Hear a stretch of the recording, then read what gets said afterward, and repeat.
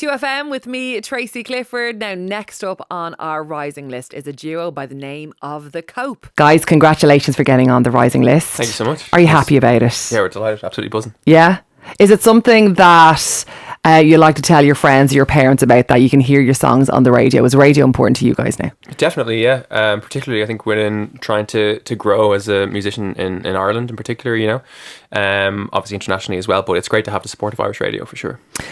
Your music is quite electronic, quite dancey. I hear elements of the Blaze in there. Tell us about your style.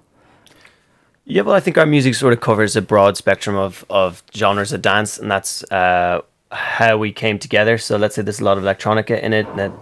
At the far end, there's electro.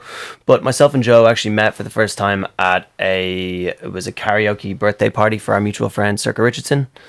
As the night went on, we sort of discovered this shared interest in dance and made some very late night plans that we followed through on to go into my studio, The Clinic, which I was setting up at the time. And, a few hours later, mucking about with some drum machines, and here we are. Now we're here. Can you take us back to that karaoke bar for Circa's birthday? It wasn't actually a bar. We were double booked at a karaoke venue. Okay. And then myself and my girlfriend at the time realised that we had everything in the house to just do it there. Yeah, host our own makeshift karaoke party. Basically. So what did you do for the songs then? How did you discover your love? Did you sing a karaoke song together, guys? Yeah. Well, we actually sang the Beastie Boys together. Okay. Yeah. We Which sang one? Intergalactic by the Beastie Boys together. For karaoke? Yeah. I'm trying to work out how It that was happened. it was hard. late. It's not easy. Yeah. Even if you think you know it, you don't. Plus, it's also the kind of karaoke party where so many of the people are like indie musicians. You know what I mean? Yeah. I mean, like all of the big hits. You know, Tina Turner and everything still came out, but I think me and Circa duetted on "The One That I Want" by Love it. from Greece. So. Love it. Yeah, this was about 5 hours into the karaoke. Non-stop singing for 5 hours. Yeah. You know? There's part of that intergalactic song that actually kind of sounds like, obviously, they have like voice effects and sound effects. So were you putting on those sound effects doing intergalactic too? And Well, we were switching auto-tune and a few other little like Love vocal it. effects on and off, because we had a pretty nice setup. Yeah. So so this is a proper musician setup then. Exactly. Loving it. Yeah. Excellent. Not So to denigrate the karaoke bar setup. of course. But this is where the affair of you two musically began.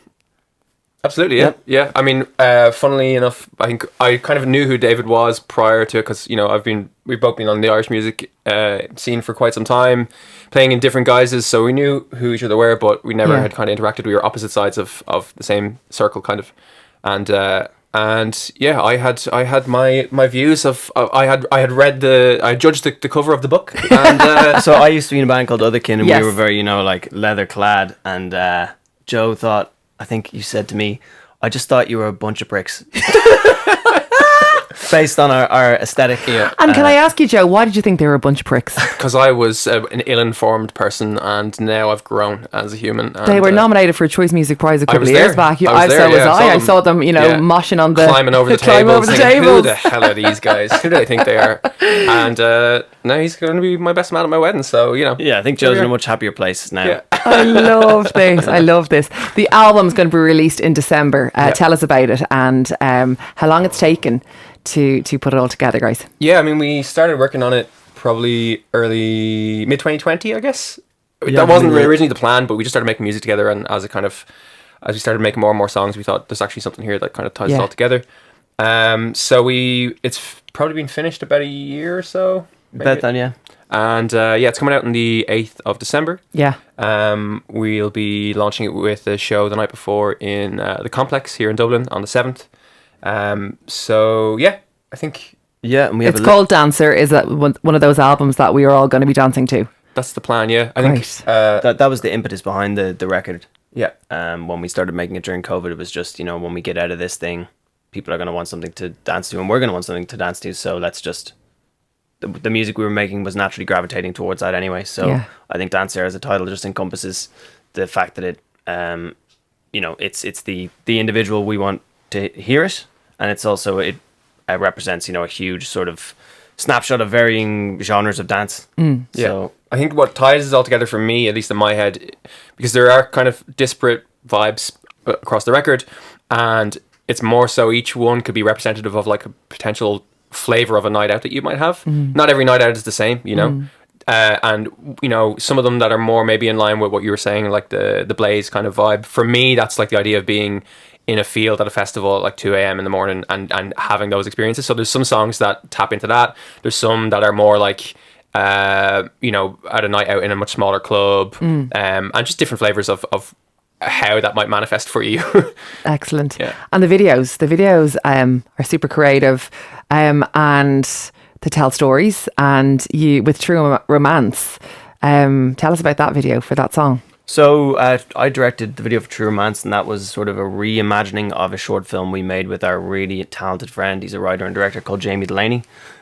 We developed this short called The Cope for our first EP with Jamie, and then True Romance was a sort of reimagining of that narrative. It's sort of about a young Irish couple and their turmoil. I suppose it's in the film. It's more about sort of social pressure and, you know, lack of opportunity and that sort of thing. But in True Romance, it's more just about a very toxic relationship distilled into 3.5 minutes of beautiful choreography by Irish choreographer Zoe Ash Brown. It's gorgeous, yeah. And yeah, thank you very much. Yeah, brilliant. And last not least, The Cope, the name. Where's it come from? What's it about? It's just a name that I had for a while. It comes from a concept within cognitive behavioral therapy where if you are prone to maybe kind of anxious thought, or if you're prone to catastrophizing, Yeah. to switch away from that thought process, it's through cognitive behavioral therapy. You know, the idea being this might happen, but I'll cope. I'm not going to die.